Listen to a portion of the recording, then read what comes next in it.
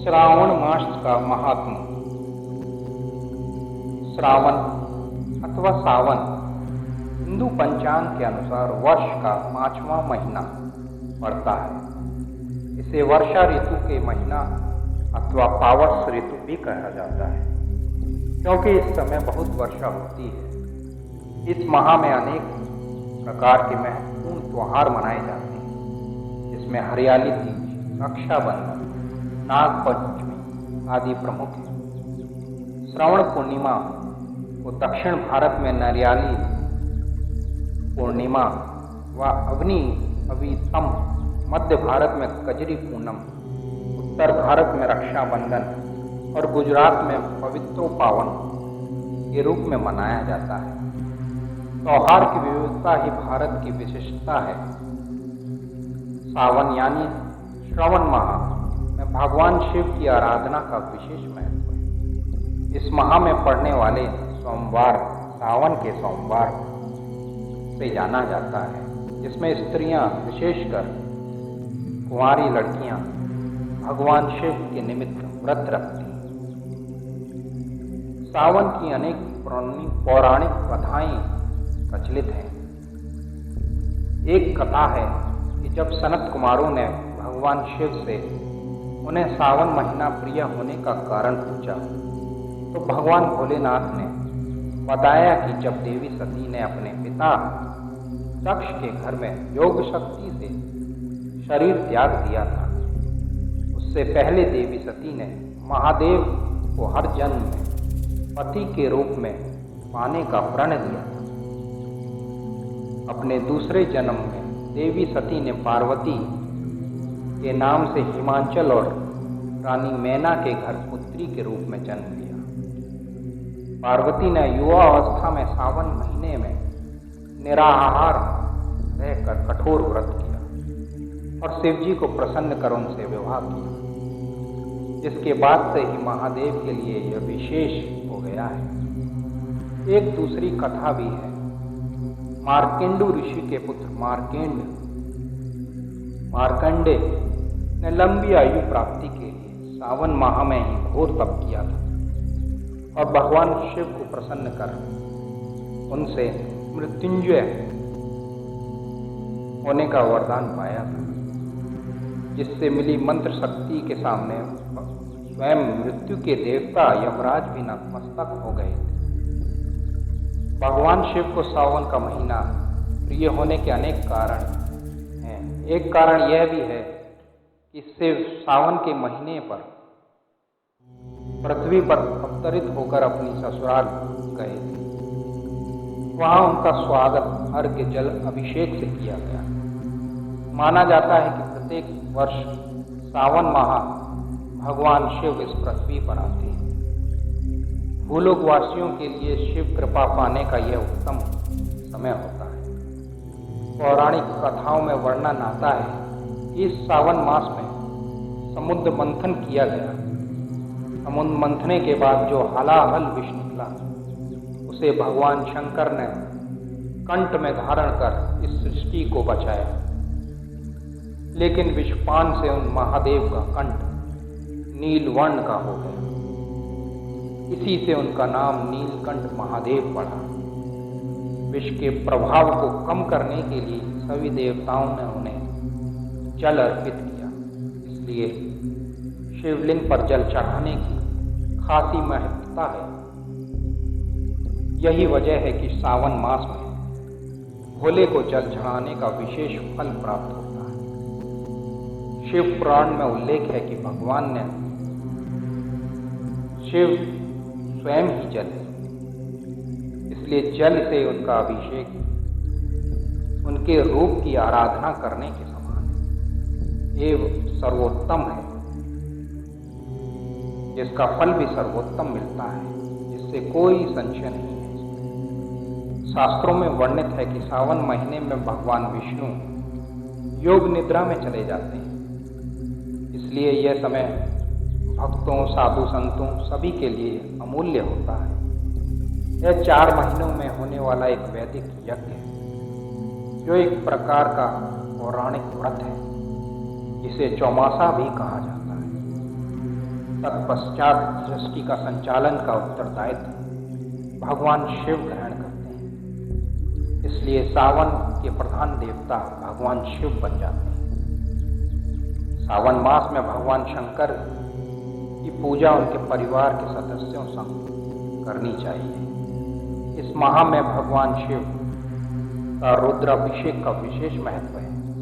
इसलिए इस माह के प्रत्येक दिन रुद्राभिषेक किया जा सकता है, जबकि अन्य माह में शिववास के मुहूर्त देखना पड़ता है। भगवान शिव का रुद्राभिषेक में जल, दूध, दही, शुद्ध घी, शहद, शक्कर, गंगाजल, गन्ने का रस आदि से स्नान कराया जाता है। अभिषेक करने के बाद बेलपत्र, शमीपत्र, कुशार, दूब आदि से शिव जी को प्रसन्न करते हैं। अंत में भोग, भांग, धतूरा, श्रीफल भोलेनाथ को भांग के रूप में चढ़ाया जाता है। शिवलिंग पर बेलपत्र, शमीपत्र चढ़ाने का वर्णन पुराणों में भी किया गया है। बेलपत्र भोलेनाथ को प्रसन्न करने के लिए अनुपम भेंट है सृष्टि की। आक का एक फल शिवलिंग पर चढ़ाने से सोने के दान के बराबर फल मिलता है। 1000 आक के फूलों की अपेक्षा एक कनेर का फूल, 1000 कनेरों के फूलों की अपेक्षा एक बिल्व पत्र का दान का पुण्य मिलता है। 1000 बिल्व पत्रों के बराबर एक द्रोण या गुमा का फूल फलदायी होता है। 1000 गुमा के बराबर एक चिचड़ा, 1000 चिचड़ा के बराबर एक कुशा का फूल है।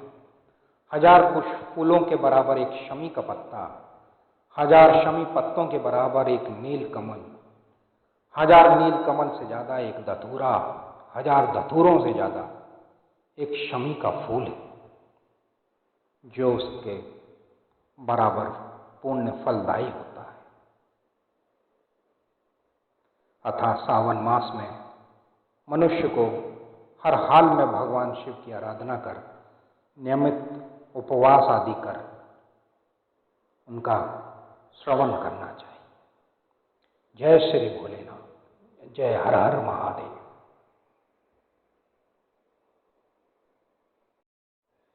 सावन माह का मंत्र है ओम त्र्यंबकं यजामहे सुगंधिं पुष्टिवर्धनम् उर्वारुकमिव बंधनं मृत्योर्मोक्षिममृतात्। ये मृत्युंजय महामंत्र भी है। इसका अर्थ ये है त्र्यंबकम, इसका अर्थ है कि 3 आंख वाला भगवान शिव की 2 साधारण आंखें हैं और तीसरी आंख दोनों बाहों के मध्य में है। यही तीसरी आंख है। यह विवेक और अंतर्ज्ञान की आंख है।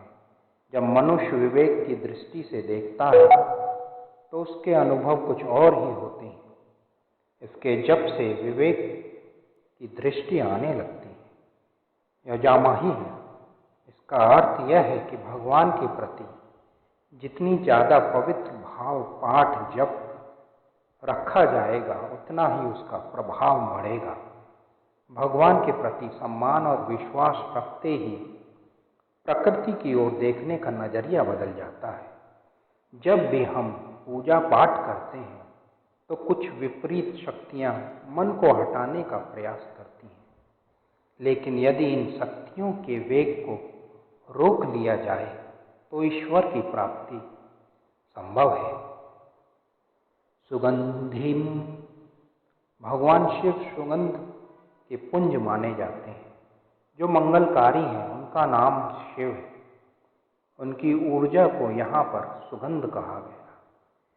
जब व्यक्ति अहंकारी, अभिमानी, ईर्ष्यालु हो जाता है तो उसका व्यक्तित्व से दुर्गंध आती है। लेकिन कुछ लोगों के व्यक्तित्व इतने आकर्षक होते हैं कि उनके निकट बैठने पर आप उनसे ऊर्जा प्राप्त करते हैं, उनसे एक लगाव व चुंबकीय शक्ति मिलती है।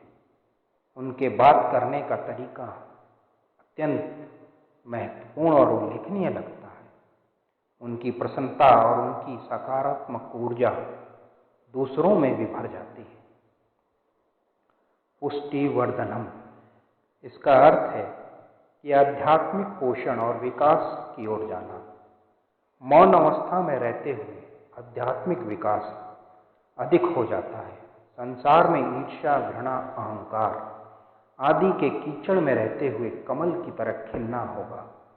आध्यात्मिक विकास कमल की तरह खिला जा सकता है।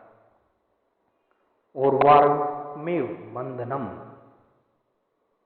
इसका अर्थ है कि संसार में जड़ रहते हुए भी भीतर से अपने इस बंधन को छुड़ाना। भगवान शिव से प्रार्थना करने की, मुझे संसार में रहते हुए आध्यात्मिक परिपक्वता प्रदान करें। जिस तरह नौकरी में रहने वाले नौकरी में तो रहता है, पर वह उसका व्यापार नहीं, वह व्यापार तो उस व्यापारी का है, वो तो सिर्फ उसकी चाकरी कर रहा होता है। उसका विचार खाली अपनी नौकरी तक ही सीमित रखता है। मृत्योर्मोक्षी मामृतात्, आध्यात्मिक परिपक्वता आने के बाद मृत्यु के भय से मुक्ति मिल जाती है। हे प्रभु, आपके अमृतत्व से हम कभी भी वंचित ना रहें।